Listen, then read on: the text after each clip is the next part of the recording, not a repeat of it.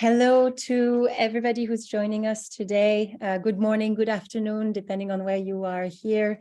My name is Pauline. I am Community Engagement Manager at Learning Planet. The reason why I'm addressing this audience today is just to give a short introduction about the Learning Planet Festival. This is indeed the context in which we are having this session today. The Learning Planet Festival every year welcomes hundreds of partners and hundreds of events around the world in order to celebrate the International Day of Education, which, as you may know, is celebrated every year on the 24th of January. So it was just at the beginning of this week, and today is the very last day of this week of celebration of the Learning Planet Festival, and we're really happy to welcome under the banner of the festival this very interesting session that will be led by Laelia Benoit. You will hear from her in just a minute, and we'll talk about children and adolescents, climate awareness and actions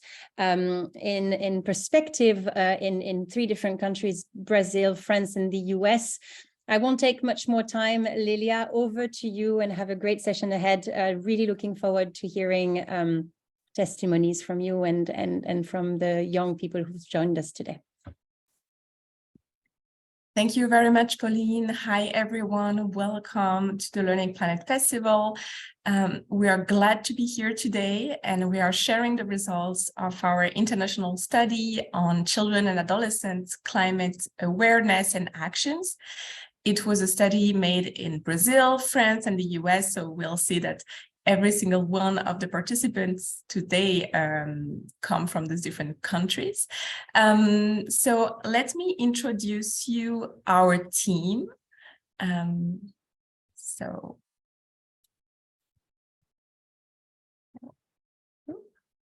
Okay, no, does it work? Yeah.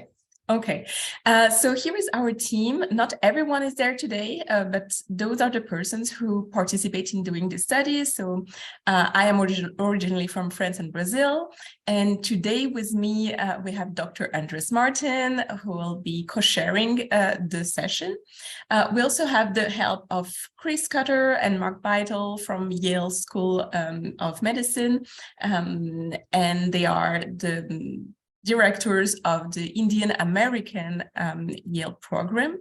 Today with us, we have Amber Akwaye, who is a medical student at Yale. She will present her work.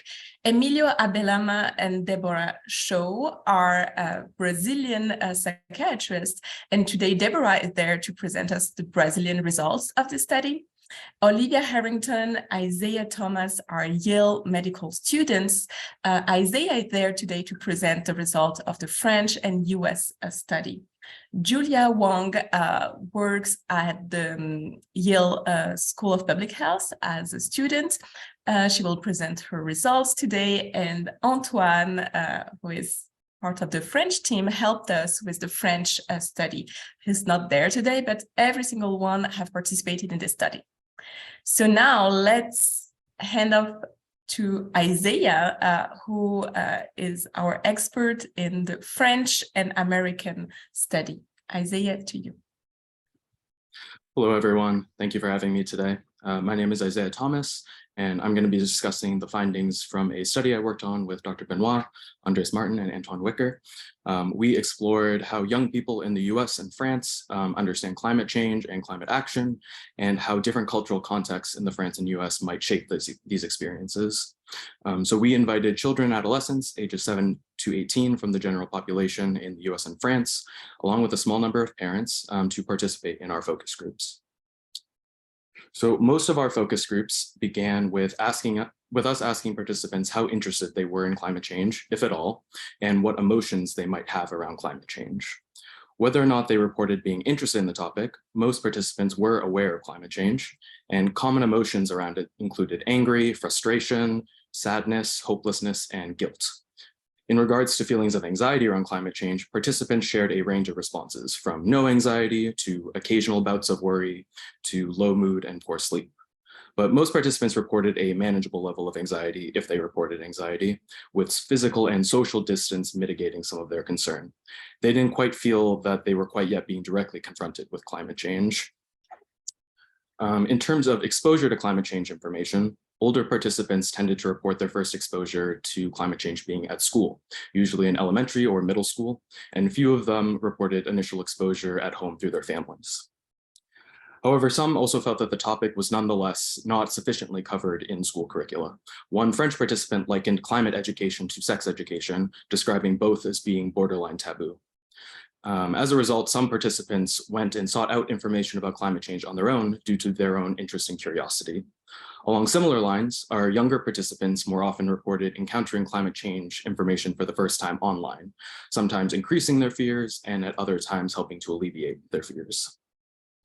And one parent participant reported that her child sought out information about climate change online in preparation for participating in our focus group. And so this likely reflected the impact of our research study on the participants' interest in climate change, rather than necessarily a spontaneous interest arising. But to us, that also reflected that younger participants would readily seek out information about a topic when they were interested in it. In regards to younger participants' perceptions more generally, they tended to conceptualize of climate change in more concrete ways, thinking about it in terms of a changing environment, such as melting ice caps, rising sea levels, wildfires, and the loss of animal species. And they demonstrated varying levels of the understanding of how human activity impacts the ecosystem. Some were able to explain how burning fossil fuels impacted the environment and climate, while others had very specific little knowledge on the topic. But when they were concerned about the issue, young participants tended to identify hypocrisy among adults, particularly those who denied climate change, and expected moral clarity from the adults around them. In terms of climate action, younger participants most easily understood of actions taken at home in the form of composting, recycling, conserving resources like water and electricity, but they tended to understand these things in terms of not being wasteful, typically because that's how their parents framed the topic to them. But the participants had not quite made the connection between how these activities related to climate change, but they were able to grasp the relationship when it was explained in age-appropriate terms. Many participants also expressed frustration with previous generations for both contributing to climate change and failing to act on it. Some felt a sense of being abandoned by adults and that they were being left to fend for themselves. And some explained that as a result of this, they had sort of given up on expecting adults to care, but they still held out hope for younger generations.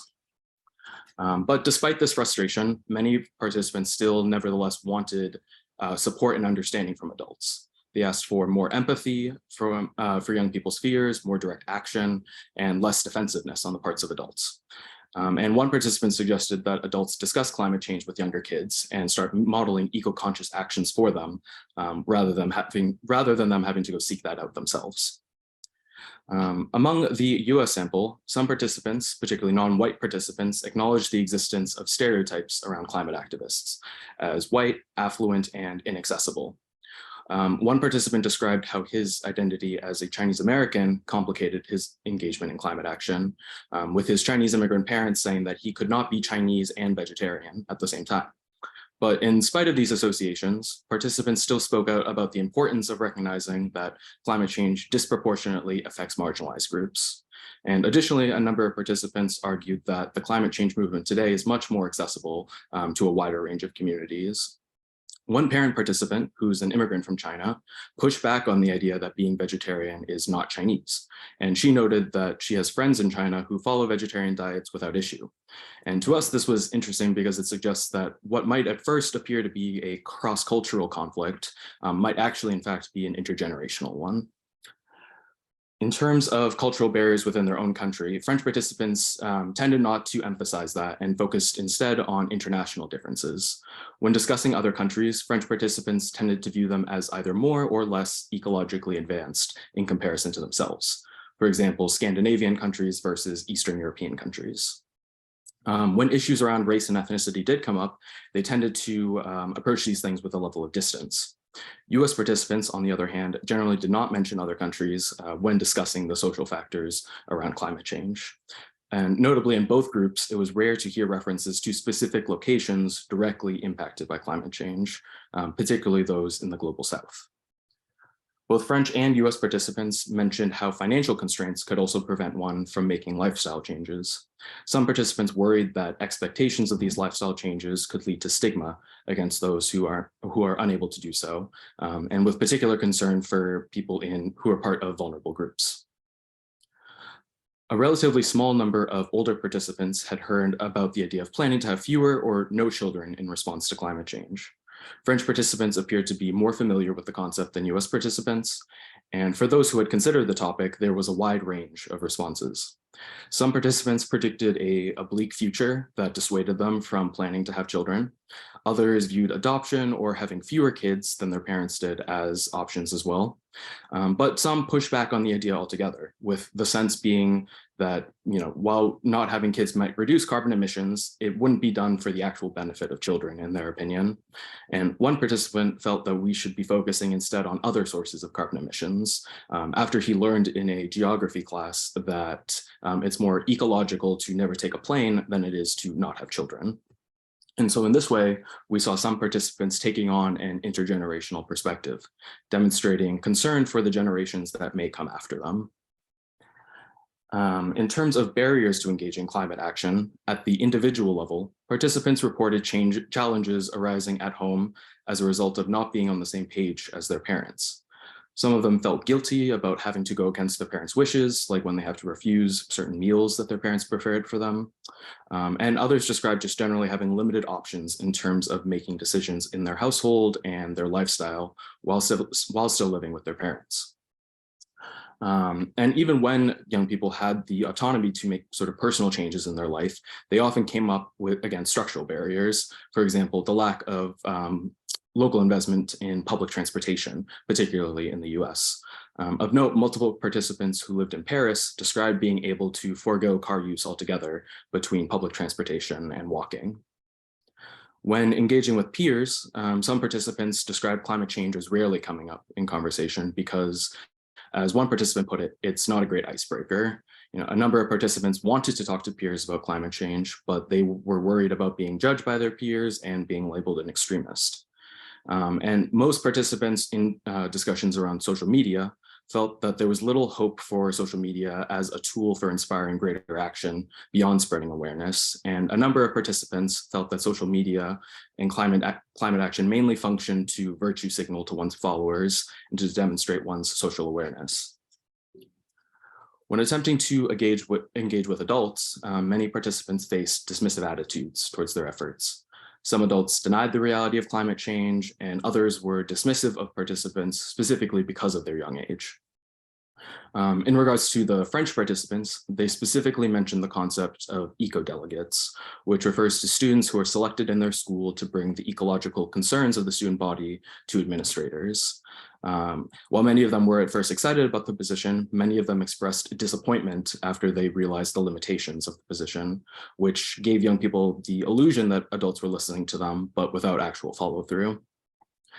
In spite of these barriers, a number of young people also found support for their climate action through their family as well as their peers. For many participants, particularly those in the French sample, guidance and support from family members were central to their decision to make lifestyle changes. So in families that were already concerned about climate change, adopting these eco-conscious behaviors was relatively straightforward.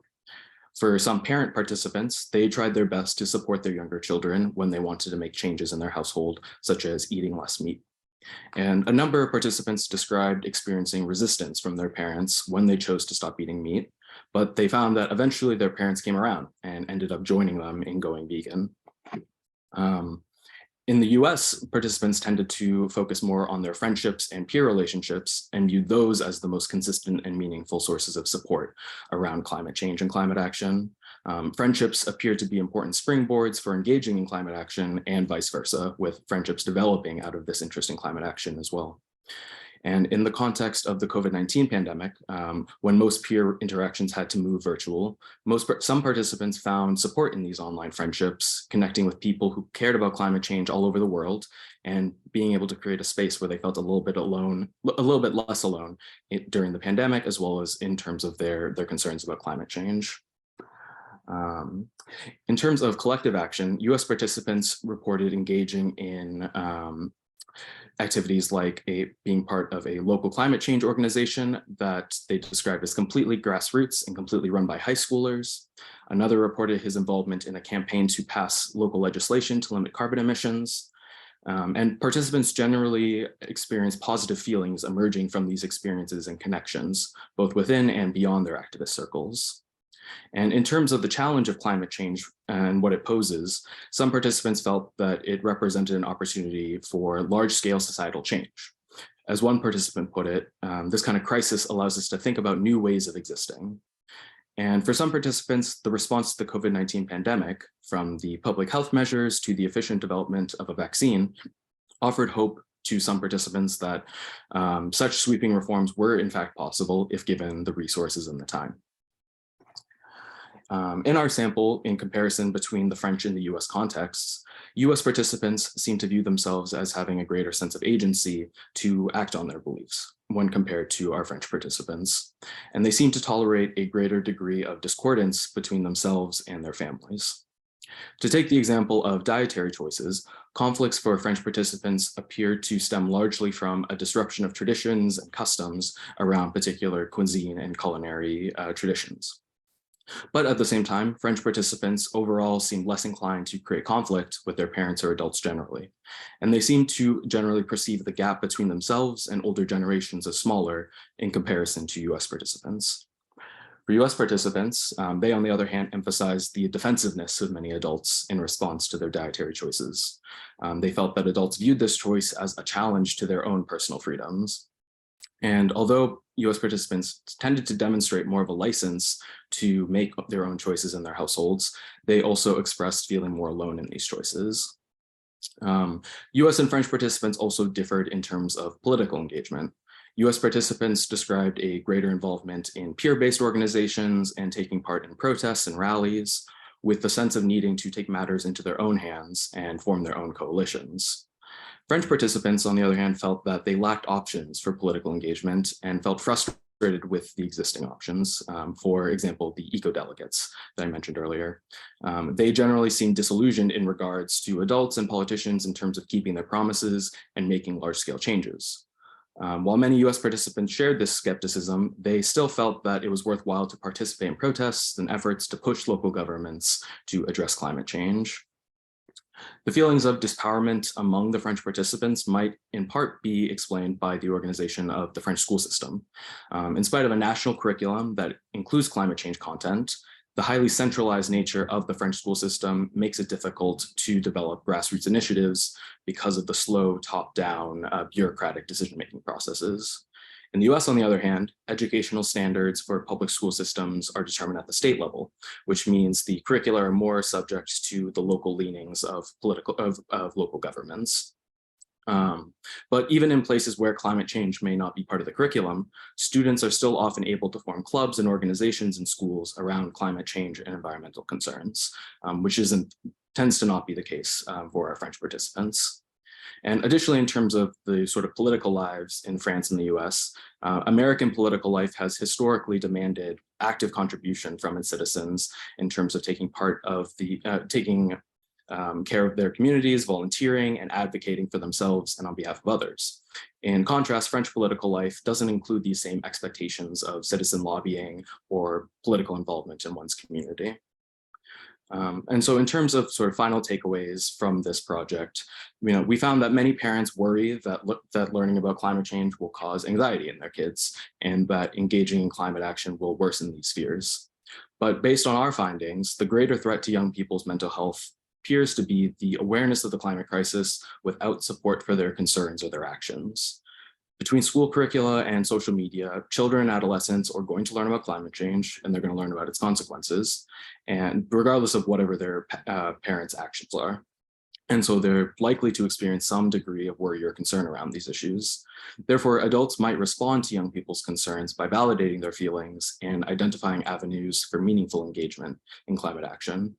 For younger kids, as perceptive and curious as they proved themselves to be, it was also clear that there were gaps in their understanding, particularly about what the adults in their lives were doing to combat climate change. However, validation of their feelings and explanations of behaviors alone may not be sufficient.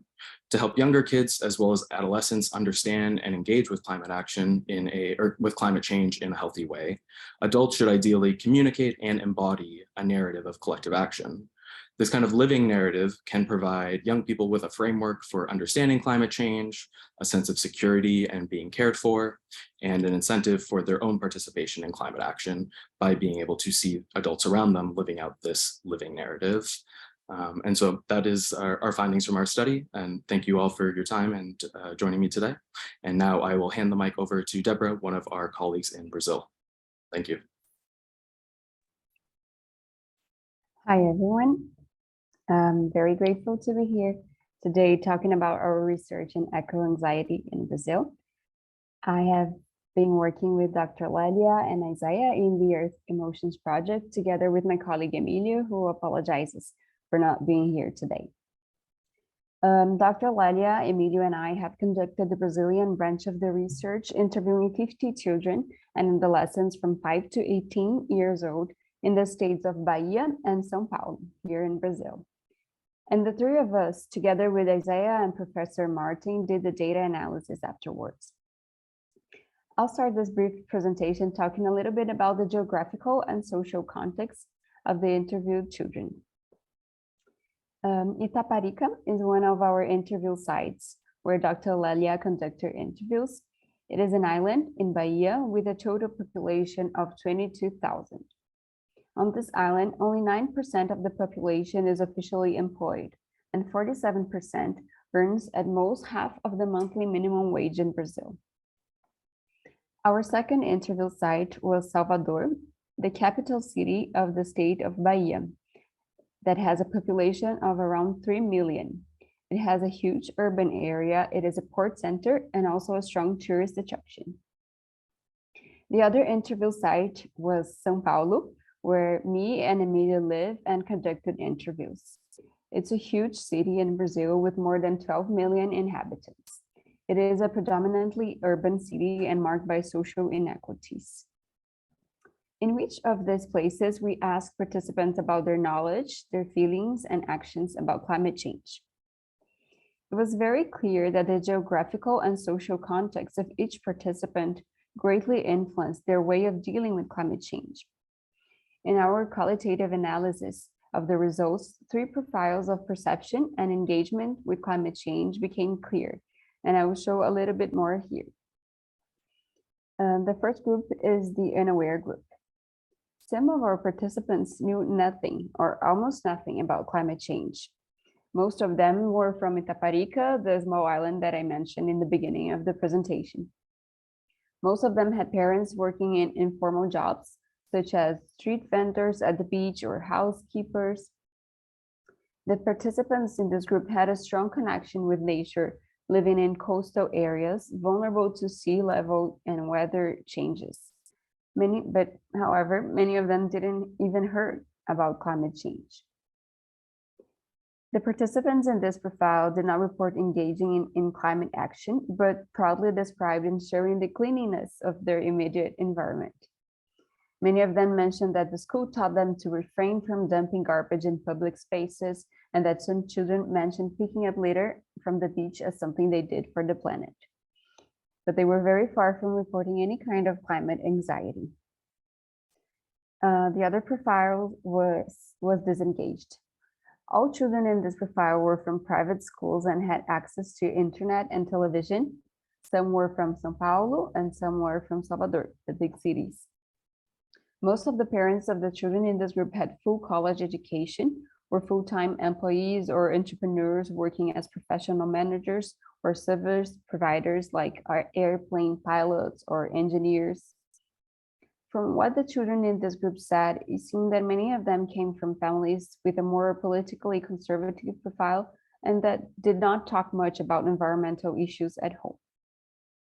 They heard about climate change through their schools and through the media, but perceived the subject as something distant, like it was happening somewhere else. They expressed a sense of indifference or emotional disengagement. They reported doing some convenient climate actions like recycling and trying to save water, but nothing that involved significantly changed their daily routine. The third group was the aware group. They were very aware and really engaged in climate action. It was mostly composed of children and adolescents whose parents were more politically engaged and worked as teachers, journalists, musicians, and ecologists. Many of the children in this group were students in private schools that were more learner-centered and egalitarian, that also fostered climate awareness as part of their curricula, both in São Paulo and Salvador. The children from this group considered climate change to be a problem of utmost importance and felt it was urgent to act.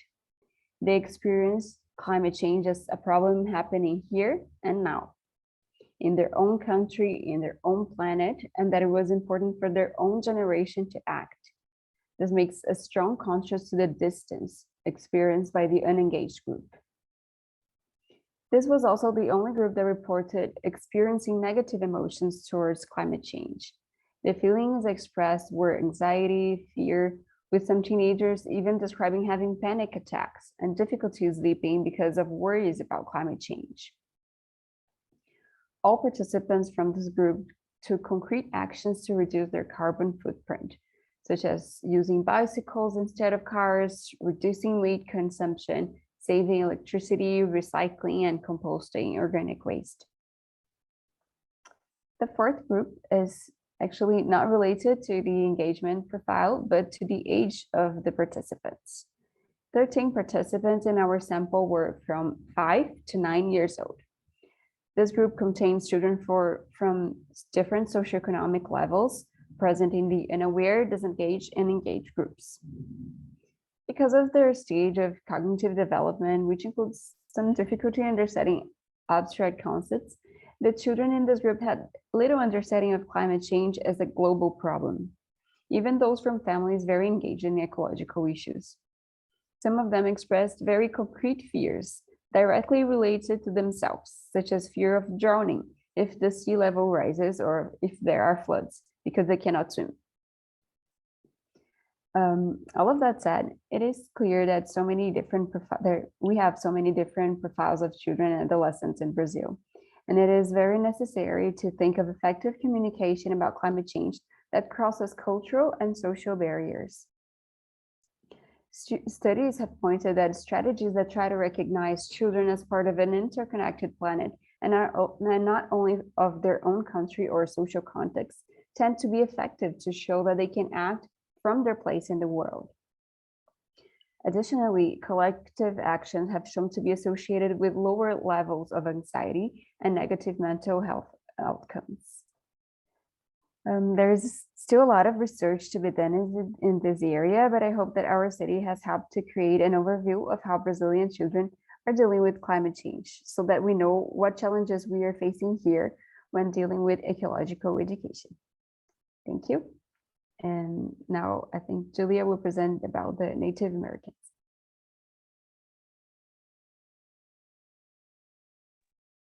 All right, great. Thank you, Deborah, for a great presentation.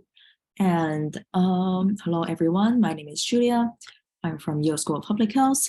And today I'm going to talk more about my project with many super collaborative and super supportive peers here about studying climate change perceptions among Native American youth on a reservation in northeastern United States. So first up, oh, just one second, because we're dealing with such a vulnerable and sensitive population, the Native American tribes, in order to protect their privacy, we as researchers were not allowed to disclose which exactly tribe it is that we worked with. So please bear with me as I refer to our collaborators as the community in northeastern United States. All right, next slide. So this is our team. I'm from the School of Public Health. Laelia, a coder, also appears from the Yale School of Medicine, and Laelia. We have these two awesome collaborators, Christopher Cutter and Mark, who are Indigenous professors at Yale. Chris is the director of the Native American Mental Health Program, and we have Andreas, who's our PI. This kind of study is actually would be best if we have young leaders from this group who take initiative. And we really hope that our study would be inspiration for future kind of study. All right, so a little bit of background. Climate change is a public health emergency that could lead to severe mental health outcomes. And children are especially vulnerable because of their body size, their unique pathways of exposure, and also their limited resources to cope, to build resilience against climate change. And this is especially a problem for a lot of indigenous populations around the world, because due to their cultural traditions and their strong ties and dependency on the environment, indigenous populations often are at greater risk of distress and mental illnesses due to changes in their surrounding environment. And that is part of the reason why we would love to study Native American youth. Some of our research questions include what are Native American youth's emotional and behavioral responses to climate change, and also what is the role of their cultural background in their conceptualization of climate change and resilience building. Since we were dealing with this very vulnerable population of Native American communities who have been traumatized by past researchers in the name of science, through our research, we're attempting to reconnect with them in a very respectful and cooperative way, trying to rebuild this relationship between the academic institution and the Native American communities, totally being aware of what they have suffered in the past. And we would love to learn about Native American youth's lived experience under climate change. If done properly, we would be able to voice a historically marginalized community. And also there's a side note to try to assess youth's current perception and connection to nature, as we know that there have been a long-lasting impression of Native American communities being stewards of the land and being especially ecologically savvy, and due to their accumulation of their traditional ecological knowledge. And we are very interested if that still holds true for this new younger generation of Native American youth. All right, next page. So we conducted this field trip very recently, this past summer in 2022. We flew to this reservation, collaborated with the Boys and Girls Club on the reservation. Chris and I went there as in-person investigators. We distributed a demographic questionnaire before we conducted the semi-structured focus group interviews. So there were a total of 4 focus groups and a total of 31 participants that's aged from 11 to 18. 3 of the focus group contain participants aged from 11 to 15, and then there's 1 focus group with older adolescents who are from 16 to 18. These focus groups were recorded and then transcribed by 2 coders, Laelia and I. All right, next slide. Okay, time for some exciting results. First of all, we asked about the children's knowledge on climate change and where they get exposed to climate change knowledge. These children and adolescents did not really regard themselves as experts in climate change. Most of their understanding were based on their personal experience of things like a few extreme weather days on, excuse me, on the reservation. And they kind of also associated climate change with pollution around their environment, like alkali in the river and stuff. 2/3 of these children were very interested in climate change. There were more the older adolescents showed more interest compared to the younger group. And also almost half of those who are interested in learning more about climate change went on actively go searching about climate change. And some of them even asked us a lot of questions. The motivation for being interested about climate change is mostly to learn more about the world and learn more about the changes in the world. some mentioned an intention to save people, and also there's a great care for animals that are endangered by human actions, like the polar bears. The sources of their info mainly came from books, news, their parents, schools and teachers, TV, YouTube, and other social media. It's pretty obvious that the social media and things makes the world more flat. And these are like very similar sources of exposure to other youth around the world. So one focus group mentioned a very influential teacher who led climate change related projects and really encouraged them to recycle. So that really shows how education can play a role in this kind of climate change awareness and climate change action. This topic, however, was not talked a lot with their friends and family. Sometimes it came up during winter and during the wildfire seasons when this kind of information is mentioned in the news and media. As for their emotional reactions to climate change, whether the children were familiar with the term climate change or not, mostly they have a negative reaction towards it. There's worrying, fear, anxiety, and sadness being expressed. Especially there's more anxiety among the older adolescents, but not to a paralyzing extent. A lot of them mentioned that facing the unknown makes people very scared about the future.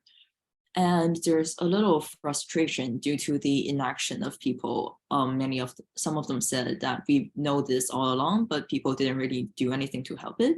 And there's a kind of a doomsday image that the world might end sometime in the future. These children, although they did not recognize that their behaviors were actively reducing the carbon footprint, they participated in a lot of pro-environmental behaviors. And they were able to connect these behaviors with the reducing carbon footprint after we explained the concept. Some individual actions they've taken, including biking, carpooling, recycling, gardening, which is a big part of the reservation, conserving water and conserving electricity, turning off the lights when leaving the room and stuff. There's also a lot of mentions for picking up trashes and cleaning the neighborhood. However, there were also some obstacles that prevented them from continuing pro-environmental behaviors, such as the lack of pedestrian infrastructure. For example, there's really limited or almost no sidewalk on a lot of the roads on the reservation. And also, there's no public transportation, and there were some dogs around certain infrastructure that make it very unsafe for biking. A lot of children shared anecdotes about being chased by dogs on the bikes.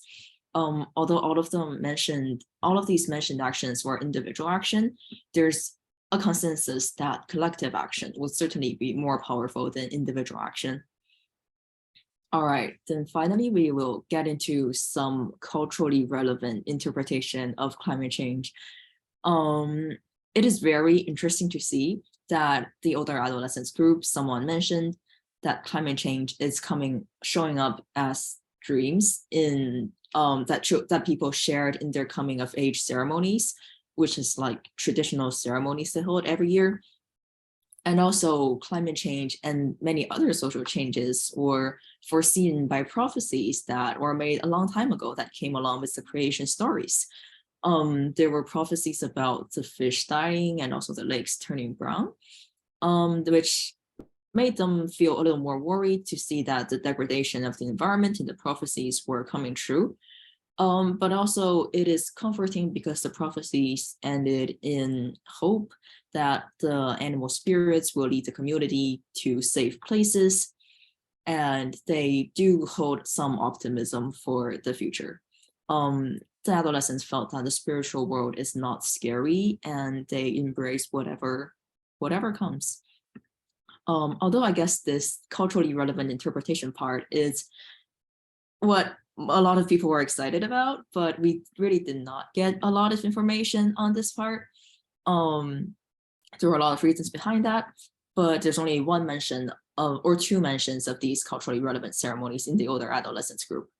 what our results really showed is that this audience of Native American children, their reaction concerns, both emotionally and behaviorally, were just generally similar to all the results we've heard in previous studies in other places like the general US children or French or the Brazilian children. There are similar worry and sadness and anxiety expressed. And there's not a lot of views that's really unique to their cultural background. It's more the similarity is overwhelming, and that is not something bad. As a quote here from our Indigenous professor Chris says, there's not going to be a tremendous difference, which I think is beautiful data because we're all very much similar. And one of my favorite pieces of research is showing how similar we are. So food for thought. And next page. Okay. So basically, again, there's not a lot of mental health burden, as other Indigenous literature might have suggested. The reaction in our population is basically similar to general children all around the world. We have some hypotheses for that. So first of all, due to time and funding restraints, we didn't get a lot of time to build a community, to bond with the children there. We didn't have a lot of time to play and to get to know each other. So there might be, the children might be not as trustful to us as outsiders. They might not really trust us in sharing their like cultural specific information, which is very reasonable because they're also very vulnerable when they shared too many information. And also climate change might not might not be a top priority among the youth and the community, because they are not very geographically vulnerable to climate change. They're not by the coast, they're not under, their elevation is not under sea level. And most of the jobs on the reservation are not agriculture, forestry, fishing, or hunting, as shown in this graph by the Census Bureau. Very little people participate in this like agricultural and forestry stuff. Instead, a lot of them are employed in public administration and art, which like these jobs mainly reside in buildings, and they were shielded a lot from like the actual climate change. So this might explain like this transitioning out of agriculture, transitioning out of traditional lifestyles, might indicate that climate change is not as of a big impact to them as how they previously lived. Also, there's a little concern about the focus group format, which might not be very culturally appropriate in this community. There have been some Native American communities that really have a preference to avoid disagreement and disputes. So if one child expressed their opinion, even though other children have a different perspective, they might want to hold it to themselves and be a little bit stoic about it because they did not want to actively disagree with others. So this just suggests that further studies with better methods such as one-on-one interviews might be needed, which leads to our next steps. We are actively planning to go back to the community, share our results with the youth and adolescents, let them validate and confirm if our interpretations were correct, and also hopefully conduct more one-on-one interviews to learn more about their thought process and how other social factors and underlying factors influence their expression and their interpretation on climate change. We are fully aware that this research process would certainly bring a change to the community. And we kind of hope that it would be a prelude for some action research that facilitates problem solving. And we hope that our study could foster a discussion and create an environment that is safe for more climate change discussions, and we can foster change in that way. Again, like said before, it is best to have like youth-led research where the adolescents and children on this reservation take initiative and try to tackle their own priorities, whether it's climate change or not, and then organize their own collective action around it. Also, we're mindful that we had to take the plane to the reservation to conduct the study, which does emit a lot of carbon dioxide and is polluting to the environment.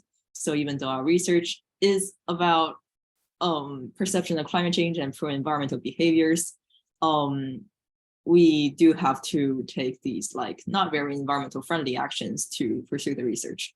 So a paradox. All right, I think that's okay. I will express my sincere gratitude again to the Child Studies Center and also the Native American Mental Health Program led by Chris. And without them, this project would have never been possible. And it has been a very great experience studying these children and working with our collaborators together. So thank you for listening. And let's give it to Amber, who will talk about the ethical problem of climate change in the United States. All right, thank you, Julia. So as she mentioned, my name is Amber Aquay, and I will be talking about the ethical considerations of climate change and its impact on child and adolescent well-being. So why talk about climate change from the perspective of ethics? A central threat to the issue of climate change is the fact that it requires not just action, but sacrifice. In order to honor our virtues to do good and prevent harm, we must muster the personal and political will to do so. And we also know that morality is a significant driver of human social behavior. As individuals and collectives, we care about right and wrong, and we consider the implications of our behavior on others, considering things like justice, respect, or loyalty. To that end, framing or approaching climate change through the lens of ethics could be a powerful tool in mobilizing climate action. So to begin with, most would agree that children hold special status in society. Harm to a child activates our moral intuition to a degree that's different from harm to adults.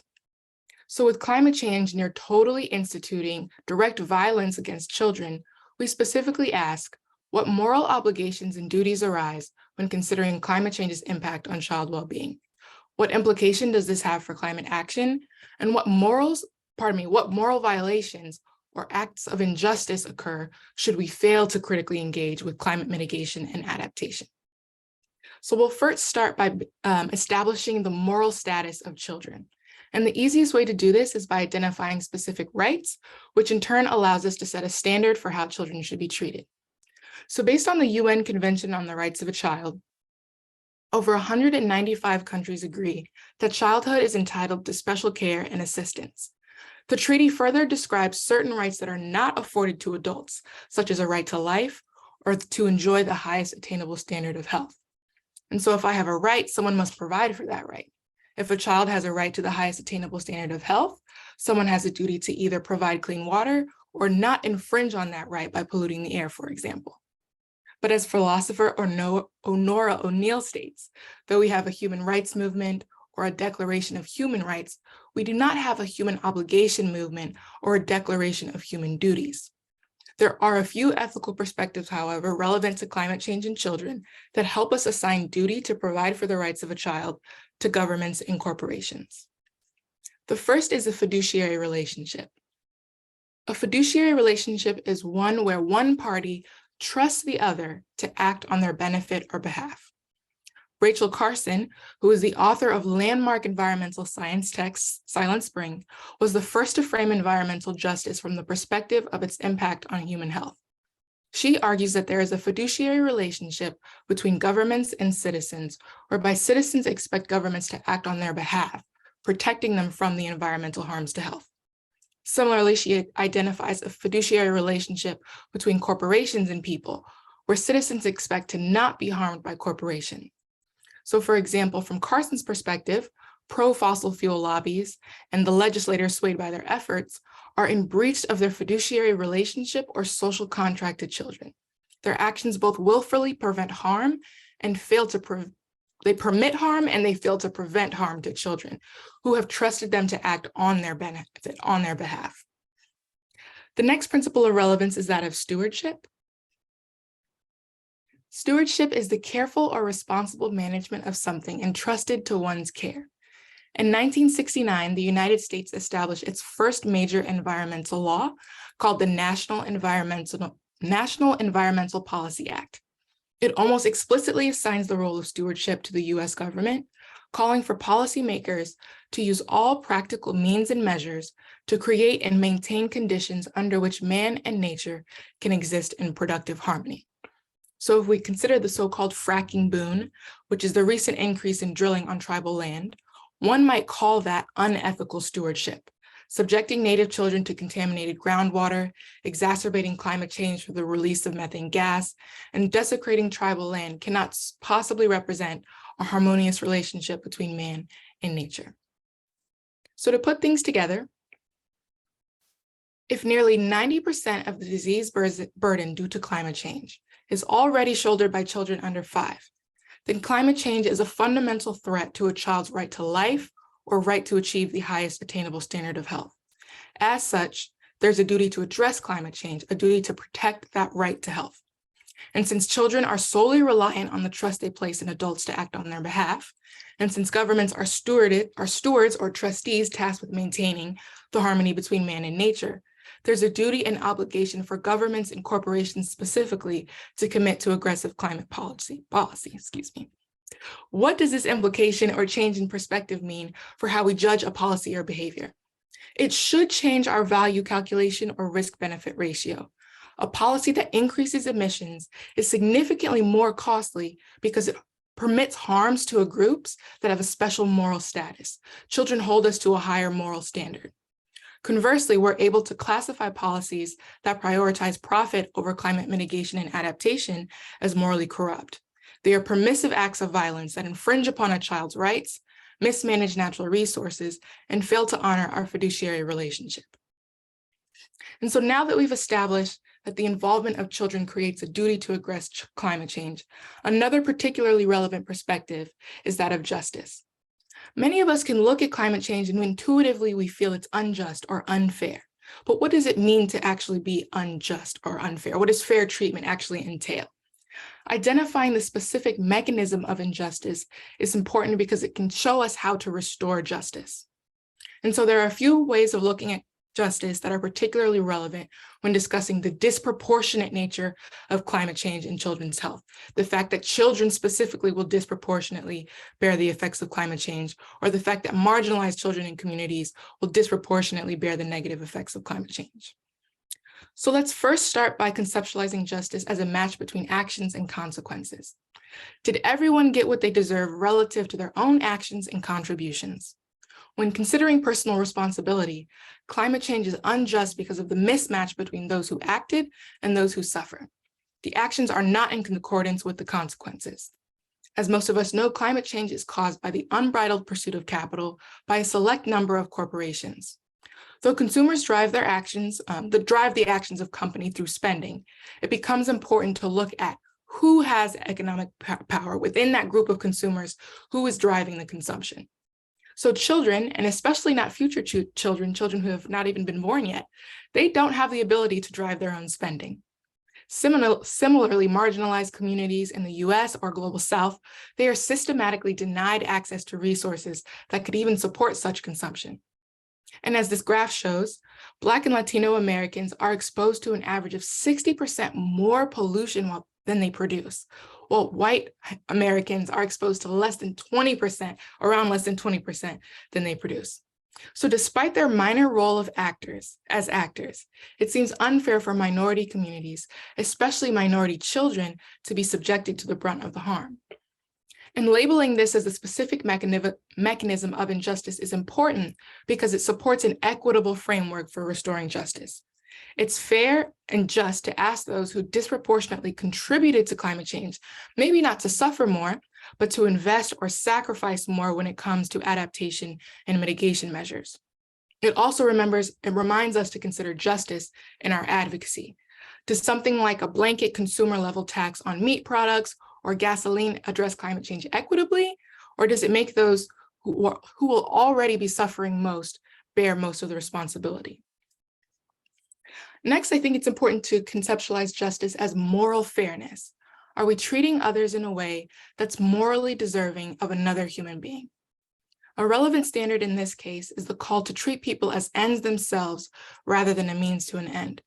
This perspective calls us to recognize the intrinsic value or personhood of all being. Capitalism, however, arguably the core driver of climate change and most significant barrier to climate action, requires the devaluation of human beings as a means to extract, protect, and enjoy the greatest profits or benefits. Because if someone is deemed cheap, denied value, they can be subjected to unspeakable levels of suffering for the sake of promoting a, quote, real human's comfort. And in the US, minority communities are intentionally made to breathe poorer air, experience higher levels of surface heat, and suffer from the mental and physical health consequences of environmental pollution for the sake of someone else's comfort. If an industrial site has to go somewhere for all of us to enjoy its good, placing it in someone else's community allows me to enjoy the benefits without suffering from the consequences. This process is best understood by the term environmental racism, which refers to an institution and system of rules, regulations, policies, government and/or corporate decisions that deliberately target certain communities for locally undesirable land uses.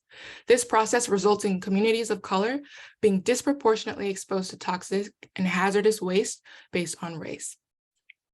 But it's not necessarily environmental racism specifically that makes climate change unjust, or a failure to address climate change unjust. As many of us know, denial of personhood along the lines of race, in conjunction with other intersection identities, is the soul of nearly all forms of social inequality. So in a way, we have normalized and institutionalized the unjust treatment of other human beings. This pervasive way of thinking is incredibly dangerous when faced with a threat such as climate change, which requires the consideration, acknowledgement, and recognition of our fellow beings in order for us to act. And so what does it mean, or what are the implications of this? What does it mean when governments say that current climate science does not present sufficient cause to reduce global emissions? Or when we expand offshore drilling and don't pass climate infrastructure policies? What does it mean when a local municipality decides to tear down parks in order to build parking lots or high rises in predominantly Black and Brown communities? What are we saying as individuals when we cling to the preservation of our own comfort, even unknowingly? All of these examples say, I as an individual can accept the consequences of my actions because the consequences are not my own, they're yours. And unfortunately, whether I consciously think this or not, my actions say, you don't matter enough. Your suffering doesn't present sufficient cause for me to change my own actions or for me to sacrifice my own current position. And I think it's important to remember that we're making these value calculations about children. We're saying these things to a group of people who we claim to see as innocent, vulnerable, precious, and deserving of special protections and consideration. So then the question arises, how do you restore justice when you must restore moral treatment? You can't really just flip a switch and say, okay, you're an end now, you're not a means, you have value, you matter. It's more of a sentiment or an emotion. It's an assertion that must be reflected in not just words, but actions. A helpful perspective here is that of John Rawls, philosopher with important contributions to the subject of distributive justice. He suggests designing a society with justly distributed resources using a veil of ignorance. So we're going to do a little exercise together. Pretend that you are in the original position. You have no idea where or when you'll be born in society. You could be Black, white, tall, short, able-bodied, high income, low income, or born in a past, present, or future generation. If you had no idea the position of your birth, how would you justly distribute the resources of society? These scarce or finite resources might mean wealth, clean air, the environment, the capacity of the earth to sustain life, or factors that promote material resilience. What limits would you set for how much each person could consume? Now pretend you aren't designing society for yourself, but for your child. You'll be designing society and you will have to watch it play out in your own children. You have no idea what race they'll be, how much money they'll have, or what generation they'd be born. What would you do then? How would you distribute factors that promote and sustain life? Would you favor one group or generation over the other if you didn't know what position your child would land? So to Rawls, under the veil of ignorance, most rational individuals would fairly distribute resources without bias. We would fairly allocate wealth and consume our fair share, recognizing our individual contributions to the whole of collective society. And so the just society that all of us are imagining, where everyone is able to access life and humanity, is likely quite different than what we see today. And while that might seem daunting or make us fearful, it also means that we have an extraordinary opportunity. Climate change presents us with the chance to reflect on who we are and dream of who we hope to be. And with enough collective action, imagine what our world could become. And so from there, I give my thank yous to my collaborators at Yale Center for Program for Bioethics, Dr. Sarah Hull, who's my main mentor, and Dr. Mark Mercurio. I will turn it over to Dr. Martin.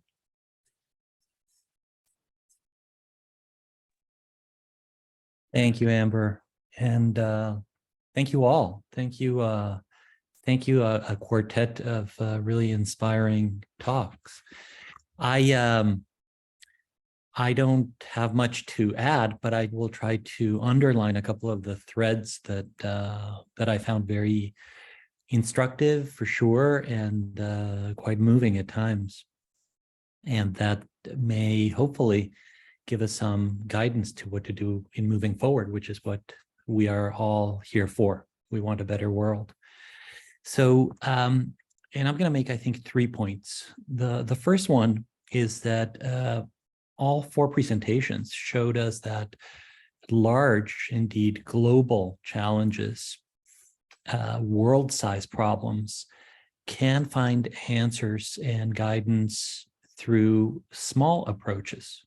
And I'm using the small with quotations. You know, qualitative studies are small sample studies. They harness the individuality of those who are being interviewed.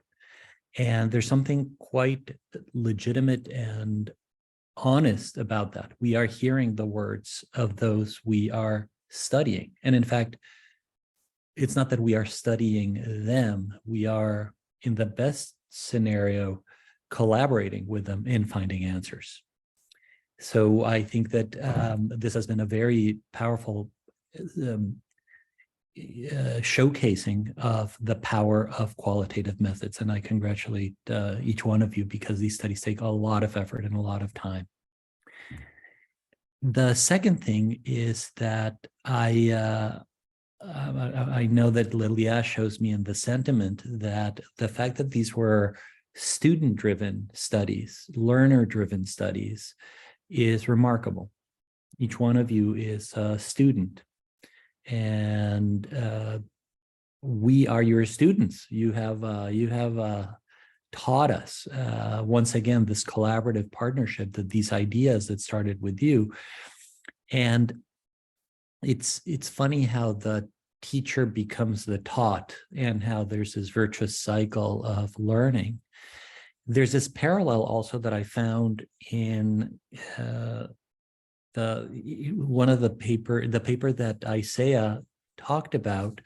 The paper has been published. He's the lead author, and I was just rereading parts of it as he was speaking, and the very last line of the abstract caught my eye, and I think it's very telling to what we have seen here. So think for a moment, even though we're all adults, but think for a moment that Laelia and I are the adults, and think for a moment that you are the children, okay? Just bear with me with that analogy. And this is what that paper with Isaiah, by Isaiah says, and I quote him: "Adults seeking to support the psychological well-being of young people should both support their concerns and actions around climate change and create avenues for those young people to meaningfully engage in climate action." And I think that there's a parallel process here, in which I think that you, at the beginning of your respective careers, are starting to engage in meaningfully engaged climate action, and that you will continue to guide us and help us in finding those solutions. And we say this not to burden you, because you're not going to be the only one solving this, but we say it in a spirit of partnership and hopefulness, that seeing what your fresh, young, brilliant minds can do inspires us and will help us move this forward. And the third point that I want to make is about the uniqueness of your studies in being local-based, community-based, very particular population-based. From a quantitative point of view, it could be criticized that Julia went to this teeny little tribal nation somewhere that's not representative of, and the same thing could be said of Deborah, that she went to this tiny little island in Brazil that's not representative of whatever, but that misses the boat. That totally misses the boat, because the boat is that it's in those individual hyper-local stories that we start getting the real notions. I think that there was in some ways a crescendo in these discussions that, Amber, you really hit the ethical nail on the head, in that we saw the how poverty and ecological strain come together. But then we saw that it's more than poverty, and we saw that it's more than just a coincidence, that there is an intersectionality between race, racism, other minoritized historical catastrophes, whether it is with Native American populations in the United States, whether it's in Salvador and Bahia with a terrible history of slavery, in Brazil, whether it is here in the United States with our own terrible history of slavery and Jim Crow and all that continues. And I think this call to action is a moral imperative, where the call for action comes on from the children. You know, we as a community, as a society, are very comfortable saying that children are wonderful and beautiful and pristine, and we love to take photographs with them while we're running for office. But the truth is, and the environmental racism, the eco-racism shows it, that we don't really follow through. We don't follow through. And it's a humbling and a somewhat scary call to action. But once again, without burdening the four of you, but rather sharing in the inspiration of what you are doing and will do, I congratulate you. I salute you at the beginning of your wonderful careers. We need you. We need you. Stay in this field. And I give it now to mon ami Laelia Benoit. Thank you very much, Andres. It's a wonderful talk. I'm really happy to be here and to be able to listen to those results. I started the climate change project 2 years ago when I came to the US on a Fulbright. So I have to thank the Fulbright program for that, and also the support of our many collaborators. So the Learning Planet Institute, the Fondation Jasmin Roy, and the invaluable help of the Yale School of Medicine. I also need to thank the University of São Paulo, Universidade de São Paulo, for the help, especially Professor Euripides Constantino Miguel, who helped Deborah and Emilio to join us at Yale and to work together for several months. So this study in general has been enabled, made possible by the collaboration of many different partners. And so it's wonderful to see the result there. And I totally agree with what Andres said. It's amazing to see the young generation of researchers taking the lead in doing the research and sharing the results. So now maybe we'll start talking and sharing a couple of ideas. So I see some of you wrote some questions in the chat. Maybe I'll start with one question and share the floor with the others. So maybe a first comment was from Pauline about the interesting fact that the role of parents is central. And I would like to comment on that because our study involved in total more than 150 children and adolescents. But at the beginning, we were not really planning to interview parents, or not many parents. We really wanted to hear about the children. But what we did is we still interviewed some parents, especially for the younger children, the ones that were between 6 years old and 10 years old. We really need to also have the input of parents. But we didn't start with parents. We started with the children. We first interviewed the children, asked them their opinions, recorded that. And then afterwards, we asked the parents of those young children, what did you think about it? What do you think about what your child shared?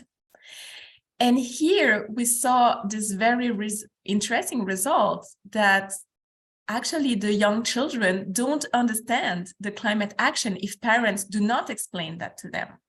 And that was an original finding and very surprising for us because we had not been looking for that. But it's a very good takeaway for parents, especially parents who are already interested in living sustainably, in acting for climate. It's to know that it's wonderful to act for climate. It's wonderful to be a role model. You have to do that. But you also have to say why you are doing that, to explain what you are doing, to use the words, to talk to your child.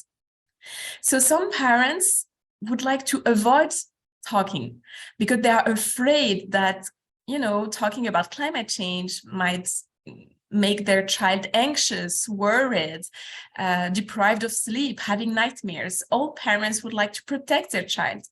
So some of them act for climate, but they don't talk about it. So this is one big takeaway of the study overall, is that it's wonderful to do something for the climate. Please keep doing it, but also share with your child what you are doing.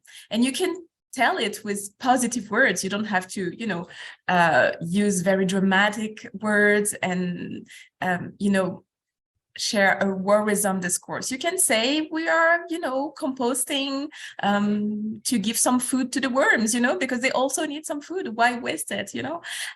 We are using public transportation because it's just better for nature. You can use a positive framework, a positive discourse, but please share that.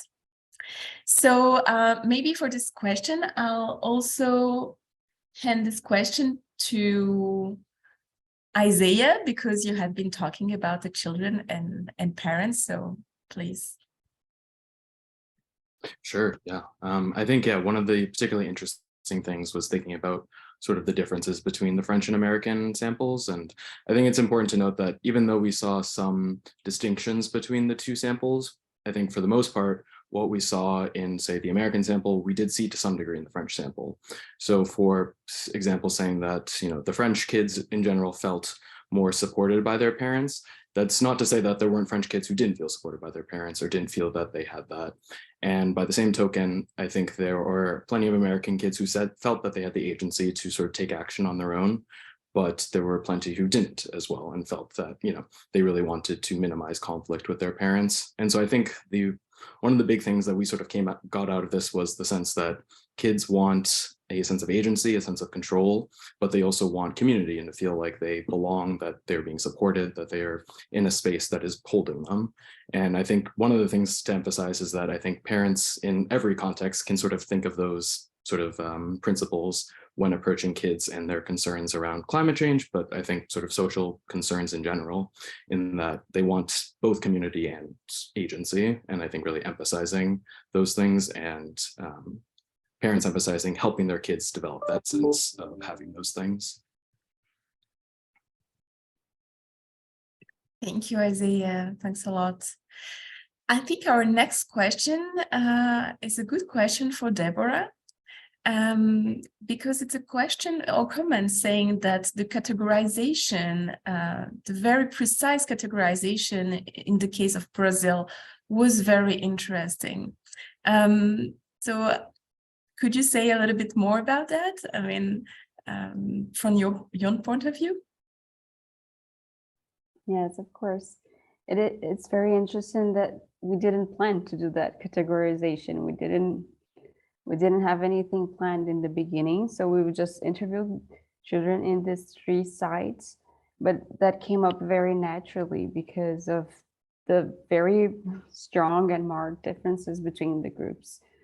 In Brazil, there's very different kinds of school educations and social backgrounds that were very fundamental for the children's view on climate change.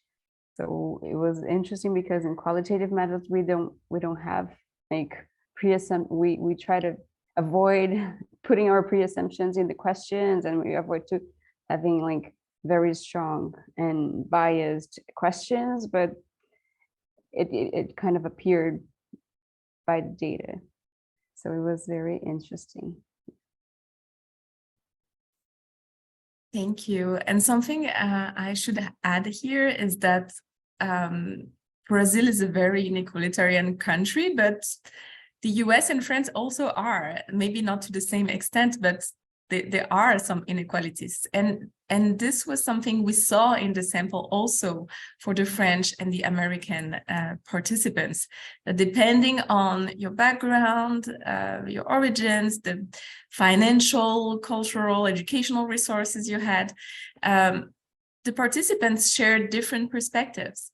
But something that was interesting overall, I think, maybe except for the small sample in Brazil, where really the education about climate was so disappointing that they didn't have any climate knowledge. But for most participants in France, US, and Brazil, even, you know, with from different social classes or background or marginalized population, there was this awareness of climate change. And this is a very important result, because we still have this idea sometimes that climate change is just something for privileged groups. And overall, in our study, we saw that all the different groups were interested and willing to participate in climate action.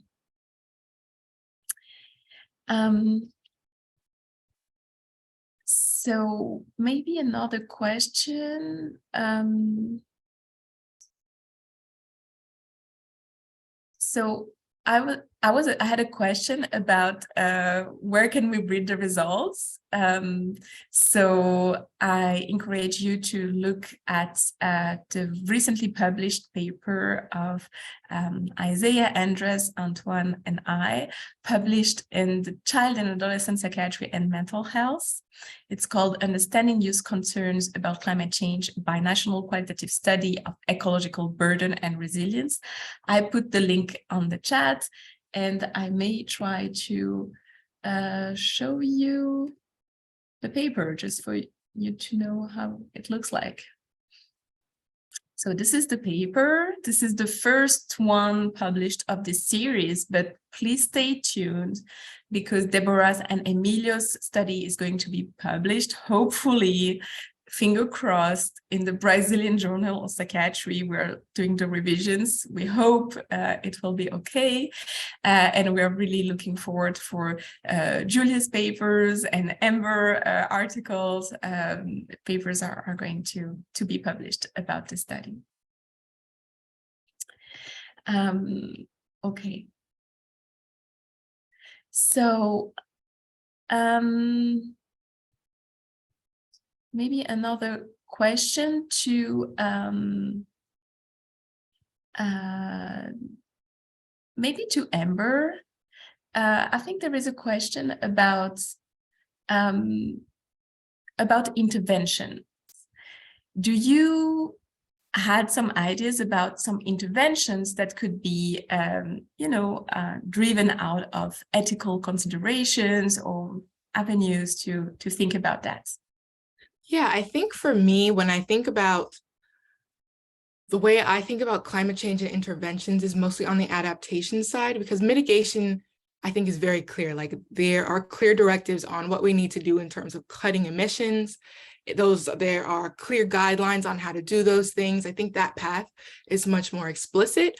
But in terms of adaptation, so protecting people, minimizing harm, preparing communities for what's to come, I think that is where we need to kind of rely on the things that we are kind of supposed to be doing this whole time. So coming from the medical school, my background is thinking about it in terms of health equity. So if the effects are going to be harms to health, and we know that there's already existing health disparities or existing disparities in some of the social determinants of health, how do we target interventions now that address those systems, that rebuild those structures, add more strength to those structures and processes and equity to those structures? And if we do that, then we'll already be prepared for climate change. And we would have also already addressed health equity. And so I think there are a lot of great solutions and interventions that are out there. I think it's just more that medicine disparities research, social inequality research. Like, we need to go more from just research and discovering disparities to actual implementation. So that means like critical investment in intervention. So if anything, the intervention is to pay for the interventions, is to create that internal wherewithal for wherever we all end up as people, in whatever institutions and boards we sit on, to actually critically invest in the things that we know will make a difference. And I think there's often this idea that, oh, we can't invest in this intervention because it hasn't been proven yet, or we're not sure. Like, there's like this doubt that unless I have proven results, we can't try this thing. But I think what we show from climate change, the bioethics of climate change, is that maybe you don't need to be as sure because your ethical commitments are higher. You don't need to have all of this data in advance. It's not as risky when you know the payoff is to protect children, or you know what you're doing is making a statement on what you value and who you value. So I think that answered the question. Thank you very much, Amber. And as you all have seen, Amber is a very charismatic and wonderful young presenter. So you will also be doing videos very shortly to share knowledge about climate change, very short videos that will be available on YouTube. And the point is to talk to everyone about everything. So stay tuned for those different many topics that we'll be sharing on YouTube. Maybe the next question would be for Julia. So Julia, you shared that people may expect a lot of cultural interpretation from the Native American children, and sometimes it's in this study we didn't find that's much, a little bit, but not that much. Do you think that if we had reached out to other communities that are maybe more animated about nature, or that are more advocating for that, do you think we would have seen different results? Or do you have in mind other communities who would be involved and willing to engage in this project? Ooh, yes, thank you for the question. That's a great question. But first of all, I think the last point, I personally do not have a lot of knowledge about what other communities out there that we have the capacity to engage with, because I am not the expert or the personnel for connecting with indigenous tribes. It's mostly done by Mark and Chris, who already have pre-established connections. As to the question I see now in this chat, we chose this community because there is a pre-established connection between the director of the Boys and Girls Clubs there with Mark and Chris. They have collaborated before, and she is very interested in our study. And so she is willing to give us this prestige chance to conduct this research with the children on her reservation. So for more communities out there, I think it really depends on a lot of there are logistical considerations and also interpersonal considerations, which Chris and Mark would be much more of an expert in this. But also to the first question, I think there certainly would be different levels of climate change knowledge, climate change awareness, activism, because we've seen a lot of very proactive communities who are at the front lines of climate change, like those who are in the Arctic, those who are by the coast, those who are impacted by environmental injustice, like the drilling on tribal grounds or like the Dakota Access Pipeline, all these environmental racism towards Native American communities. And there have been very active, there have been very like collective-based organized action to fight against these injustices in other communities. So I would hypothesize that the children, the younger generations in those communities would be more aware, more concerned, more active in expressing their thoughts on this subject, because it's highly impactful to their lives and their well-being and their family and their land. However, I do think it is very important to not like just focus on those communities at the front line, because they're still not, like, we don't aim to be representative, but still there are other communities around that might possess a different view on this kind of topic. We're not trying to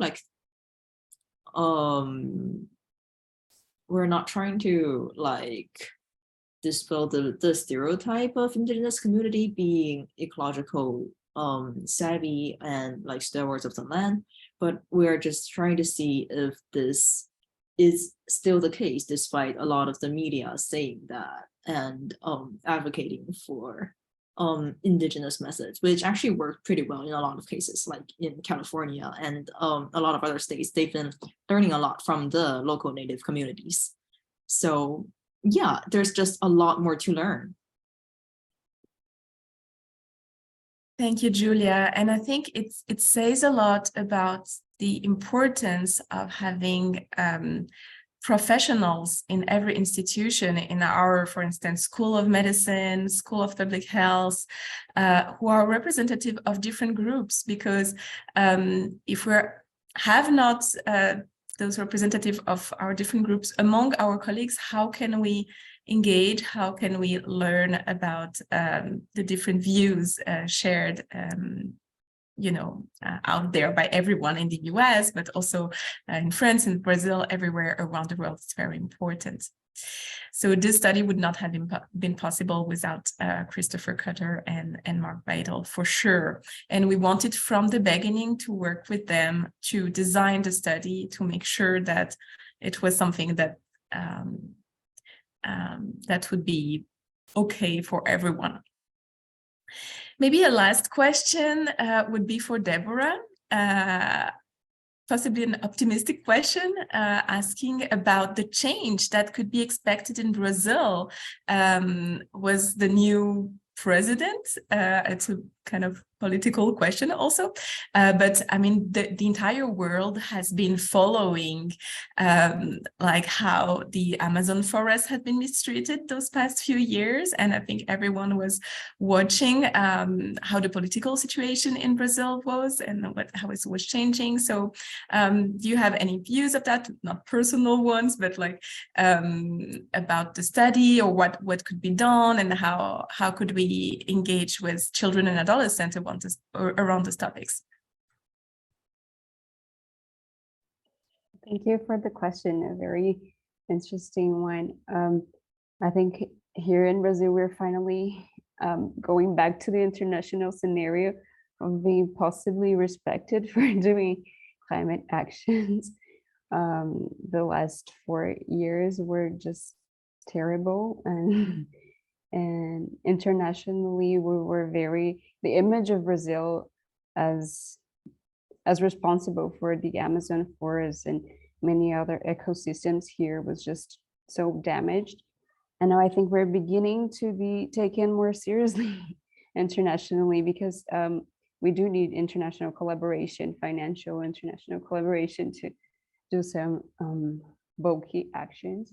And I think here we're very optimistic in the sense that we are finally going to be able to invest more in climate actions as a country. Yeah, very optimistic. And I think it will be interesting to add a question in our research of the second interview with the children. And what about now? How do you think collective actions are being possible in this new political scenario. I think it would be interesting to know more about that. Thank you very much, Deborah. I think it's time to wrap up. Thank you very much for having been there with us today. And this talk is recorded and will be available on YouTube. And please stay tuned for the next projects of the Earth Emotion study with children and adolescents, because the study is not over, it's just the beginning. We'll continue working with children and adolescents among the world. We have many new ideas, especially to work also with selfie videos to improve the communication around climate change, to make sure that we send positive messages that can foster climate action and hope and agency. So all of this research are going on. And so please stay tuned, join the team if you want to work with children and adolescents and help them share their voice about their climate actions and empowerment. Thank you very much for being here, everyone, and we wish you a wonderful rest of the day. Thank you so much to all of you. It was really interesting. Thank you. Thank you, everybody. Bye. Thank you. Thank you.